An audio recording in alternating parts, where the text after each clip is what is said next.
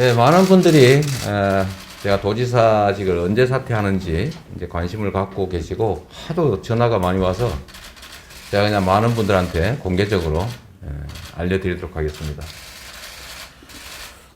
원래 계획대로 경기도 국감을 정상적으로 수강하겠습니다.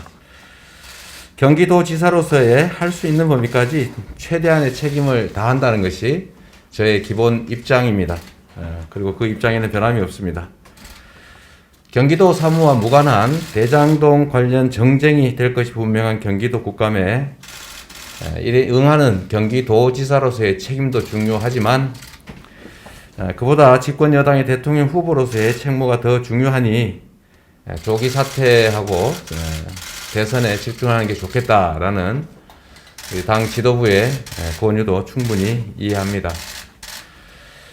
숙고한 결과 저의 당초 입장대로 경기도 국감에 임하기로 했습니다. 대장동 개발과 화천 대유 게이트 관련으로 정치 공세가 예상되지만 오히려 대장동 개발 사업의 구체적 내용과 또 행정 성과를 실적을 설명하는 좋은 기회가 될 것으로 판단합니다. 이후 사퇴 시기 문제는 국감 이후에 다시 판단하고 말씀드리도록 하겠습니다. 많은 분들이 오해를 하고 계신 게 있고 또 일부 언론과 일부 정치 세력들이 본질과 줄기는 빼고 지연 말단적인 사안들을 왜곡하고 또 가짜 뉴스를 만들어서 마치 개발 사업에 뭔가 문제가 있는 것처럼 주장하고 있어서 몇 가지만 말씀드리도록 하겠습니다. 아주 세부적인 팩트는 이렇습니다. 대장동 개발 사업은 원래 LH가 공공개발을 추진하고 있었는데 제가 당선된 이후에 2010년 6월 2일인가 4일에 선거가 끝나고 난 후에 6월 10일인가 쯤에 갑자기 LH가 공영개발을 포기했습니다. 나중에 알게 됐지만 그거는 업자들의 로비 때문이었다. 국민의힘의 정략 때문이었다는 것이 밝혀졌습니다. 제가 2010년 7월 1일에 취임을 했고 그리고 2011년 7월 1일에 취임 1주년 기자회견을 하면서 이 대장동 공영개발 그리고 위례 신도시의 아파트 분양사업 이 등등을 통해서 개발 이익을 1조 원을 세금 말고 추가로 확보하겠다 이런 발표를 했습니다.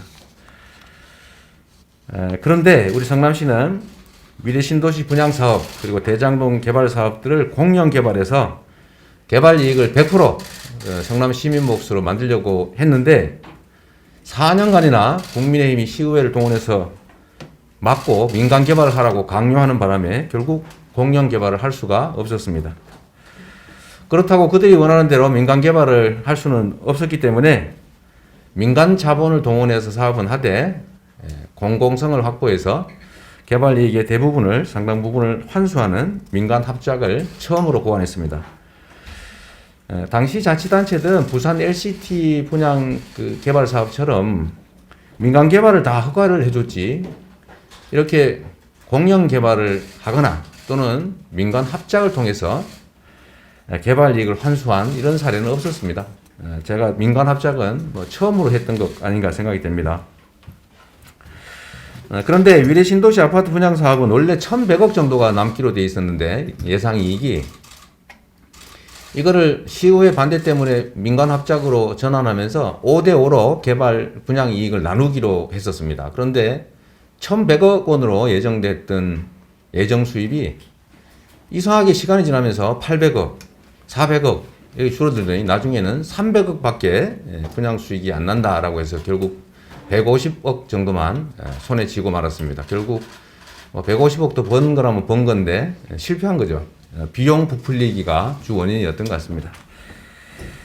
이 위례 신도시 경험을 토대로 민간 자본을 이용한 준공영 개발, 민간 합작 사업을 다시 대장동 사업에 적용하게 됐습니다. 그런데 경험을 반영해서 핵심 내용은 이렇게 정했습니다.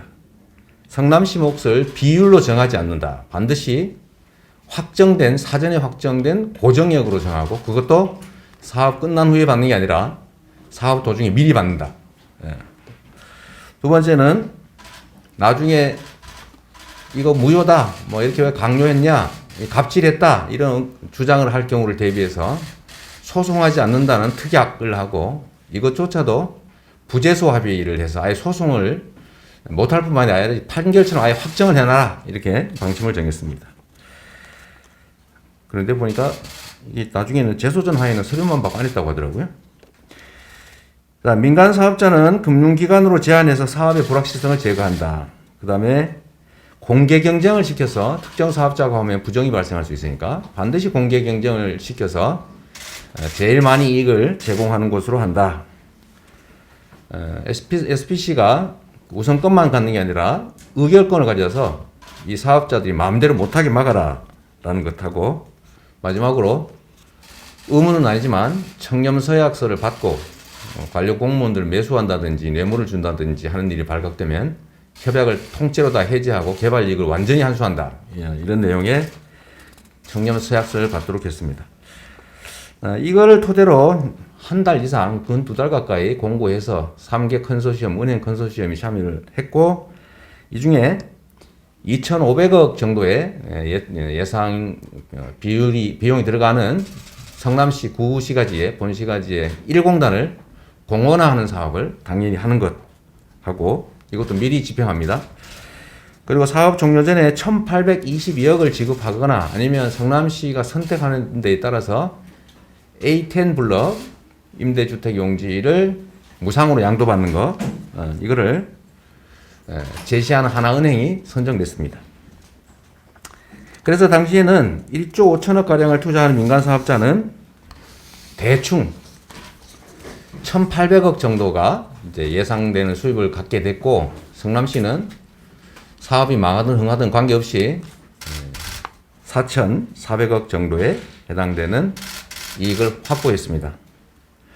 그런데 2015년 최악이던 부동산 경기가 2017년 한 2년 지나니까 호전되고 있어서 제가 인허가권을 행사해 가지고 갑질이라고 불릴 만한 일인데 이익이 혹시 1,800억 이상 더 날 것 같으니까 1,000억 정도를 추가 부담시키라고 해서 인가조건에 붙여서 1,100억 원을 추가로 환수했습니다. 만약에 당시에 국민의힘이 요구하는 대로 민간 개발을 해줬다면 성남시 몫의 5,503억도 국민의힘 그리고 토건 세력들 민간 개발업자들에게 다 갔을 겁니다. 뭐 당연한 거 아니겠습니까? 그런데 2018년부터 시작된 집값 폭등으로 사업자의 불확정된 예정이익이니까 불확정되죠. 이게 1,800억 원에서 4,000억대로 늘어나게 됐습니다. 부동산 경기가 반대로 악화됐다면 1,800억이 아니라 심지어 손해볼 수도 있는데 그러나 그런 경우에도 우리 성남시는 5,503억 원의 고정이익을 갖게 됩니다. 2018년 3월에 제가 사퇴를 했기 때문에 2018년 이후 집값, 땅값 상승에 따른 개발이익, 민간업자 몫을 분양가를 낮춘다든지 또는 개발이익을 추가 환수한다든지 인가조건을 변경한다든지 해서 그럴 권한이 안타깝게도 저는 없었습니다. 경기도지사였으니까요. 사업자들이 청렴서약을 어기고 공직자한테 뇌물을 줬다라고 지금 문제가 되고 있기 때문에 제가 이것도 활용을 해서 며칠 전에 청렴 의무 위반을 한 것 같으니 일단 개발이익 지급을 동결하고 이미 지급한 개발이익도 보존 조치를 할 수 있게 조치하라고 제가 지시했습니다.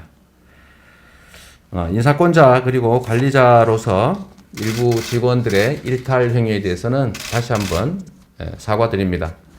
제가 관할하고 있던 인력이 약 5,000명 정도 되는데 어쨌든 그 중에 일부 직원들이 오염이 되고 또 부정부패를 했다는 의심이 상당히 들기 때문에 그 점에 대해서는 인사권자, 관리권자로서의 도의적 책임을 피할 수 없겠습니다.